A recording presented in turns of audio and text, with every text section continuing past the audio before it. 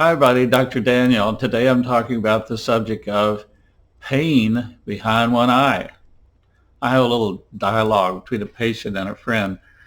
She told me, I don't think it's a migraine because it starts in the back of my neck and then it comes forward.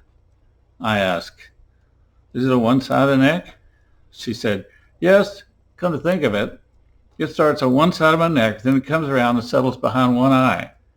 Like it starts on the back right side of my neck, my head, and minutes later it moves along so it's behind my right eye. I just stayed silent and nodded. She continued, behind my eye becomes a horrible, intense, red-hot pain that throbs and hurts whenever I move. I said, pain behind one eye sounds serious to me. You should see a doctor for it. Well, pain behind one eye is usually migraine.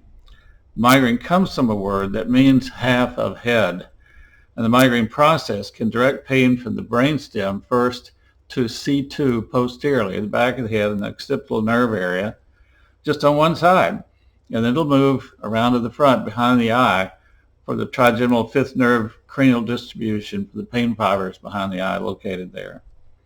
Most persons who start like this with pain behind just one eye will also have other migraine headache symptoms, such as intense level pain that goes 8, 9, 10 on a scale of 1 to 10, throbbing pain from an expanding inflamed blood vessel dilating with the pulse of the heartbeat.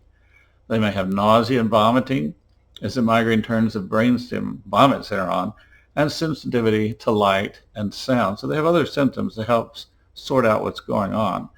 This pattern of pain in the neck moving around to the eye along with migraine features helps make the diagnosis of migraine. Well, related questions. What are other possible causes of eye pain? And I'm going to use a reference here from the Mayo Clinic website. Here's a list of other things that cause eye pain. Allergies, blepharitis, which is eyelid inflammation, chalazion, which is a type of cyst on the eyelid, cluster headache, complications of eye surgery, a contact lens problem, corneal abrasion or scratch from the eye, corneal herpetic infections such as herpes, dry eyes from decreased production of tears, an ectropion, which is outwardly turned eyelid, an entropion is an inwardly turned eyelid, eyelid infection, foreign object in the eye, glaucoma, which damages the optic nerve, injuries such as blunt trauma or a burn, iritis, which means inflammation of the colored part of the eye, keratitis, which is inflammation of the cornea, pink eye, which is a viral infection of the eye like conjunctivitis, scleritis, which is inflammation of the white part of the eye, a stye, which is a red painful lump near the edge of your eyelid, and finally uveitis, which means inflammation of the middle part of the eye, the layer of the eye. Well, what about pain with the eye which comes with a normal eye appearance? I mean, someone doesn't have a red, pink eye or dripping or pain or trauma or surgery and that kind of stuff. Behind the eye should involve the anatomical structures which are there, which are mainly the ophthalmic artery, the optic nerve, and the trigeminal nerve fibers. That's what's behind the eye. And neurologic exams should be performed consisting of checking vision, pupillary reactions, eye movements, visual fields, and intraocular inspection with a ophthalmoscope. And all that should be done. And many patients will need to have MRI scanning of the brain, the eyeball, which could be included as part of the workup. Well, why does migraine headache pain come just on one side? Well, nobody knows, but that's just the way migraine is, and that's a well-known long story that goes back to Galen, who lived 129 BC to 216 BC. And he was a doctor to one of the Roman Caesars. He described a headache syndrome he called hemicrania. This means half of head, like the word hemisphere means half of a sphere.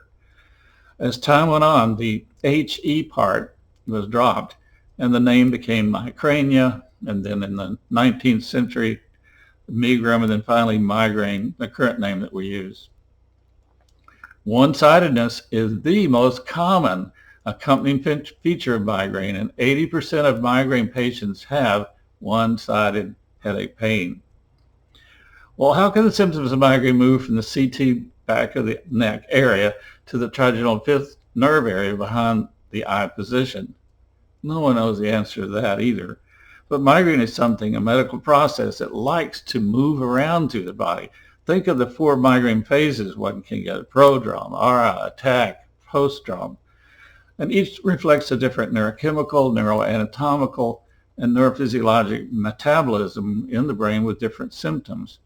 Syncope, known as fainting, is a simple clinical event. The patient usually has premonitory warning of dizziness, feeling faint, lightheaded, just a visual blackout, and then they fall unconscious for a few minutes and they recover. Compared to syncope, migraine is exceedingly complex with many varying symptoms and neurologic processes activated as time passes. An attack of migraine has a procession of symptoms it goes through. The patient may develop an aura, the visual symptoms moving across the retina. Migraine is moving there. Or paresthesia of numbing and tingling develops in the fingers of the hand that then moves from the hand to the forearm, then it moves to the cheek and the tongue on one side. So for the migraine without aura patient may start with mild headache and it advances to become severe, while nausea and then vomiting are added to the mix. This is a movement of symptoms. So pain moving from neck to the eye is something migraine can easily do. Why it does it, no one really knows. Pain in the back of the neck has a big differential diagnosis and can be many things. Now that's true. The differential diagnosis for neck pain could be a muscle strain from like a whiplash, a traumatic neck flexion or extension injury. Think of football players going across the line, getting lifted up their head by a guard, unusual sleeping position or neck posture from like painting the ceiling, how that hurts sometimes, a herniated cervical disc, which can cause pain in the neck or in the arm or a limb, occipital neuralgia, stress and anxiety, or acute torticollis. Those are workup of kind of neck pain. But none of these conditions are described as leaving the neck and coming around but going behind one eye. And none of them later have the development of this migraine symptoms, nausea, vomiting, sensitivity to light and sound, all that kind of stuff. Neck pain alone usually does not have migraine features unless it's part of a migraine. If pain in the neck and the back of the neck on one side is a migraine symptom, when should you treat it? Well, the pain of all migraines should always be treated with a triptan at the onset, preferably with one of the rapid-acting triptans that works in 10 minutes, like 6 milligrams injection sumatriptan or 5 milligrams zomatriptan nasal spray. If those are not available, consider using timolol eye drop or 1 cc injection or a nasal spray of DHE, which is dihydroergotamine, or one of the slower 30 minutes to onset acting triptans such as rizatriptan, almatriptan, or elatriptan. And if the patient is a triptan non-responder, or if he has cardiovascular risk factors that limit the use of triptans, he may try one of the new, what I call 2020 acute migraine drugs, Nurtec, Rayvalve, or Ubrevely. Those drugs came out in 2020 last year. My doctor wanted to work up neck pain and do x-rays and an MRI scan of my neck. Well, if the patient has a typical migraine story, then transfer pain to the neck, to the eye, and then development of throbbing, severe pain, nausea, vomiting, and sensitivity to light and sound, and treatment which then works. The workup for neck pathology and results is going to be slim. Neurologic exams should also be normal in this scenario, but regular MRI scan of the brain with or without contrast might be helpful, appreciative to sort out the migraine issue. What if the neck pain, eye pain switched from one side to the other with different attacks? What does that mean? Switching a pain from one side to the other is a strong feature of migraine. This would be more convincing data supporting migraine as a cause. Would not pain behind one eye give concern the patient has an aneurysm? Possibly, if it just stays on the same side with every attack, but not if the pain switches sides, like from right to left with different attacks. Persons with head pain like migraine that switches side to side should be reassured that they likely have no abnormal aneurysm or tumor in their head on that one side. But it's always reassuring for the patient and the doctor to do an MRI scan to check it all out.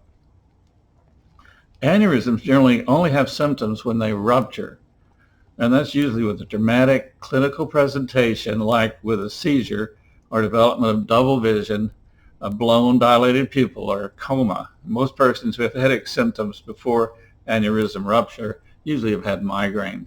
And I remember really well when I was a lieutenant commander in the Navy at the United States Naval Regional Base in San Diego at the end of Vietnam.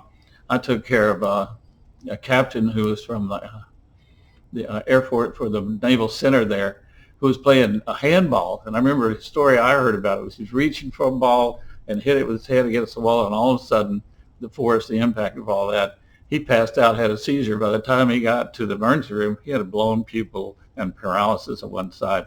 That was his presentation for a ruptured aneurysm. That's not always like that, but most of the time it is a rather dramatic thing. So the bottom line here is pain behind one eye is usually migraine, especially if there are migraine features, a normal neurologic exam, and normal MRI scan of the brain. All right, thanks for listening to this. Hope it's helpful to you. Please click on like and subscribe down there, and I'll see you again on the next talk.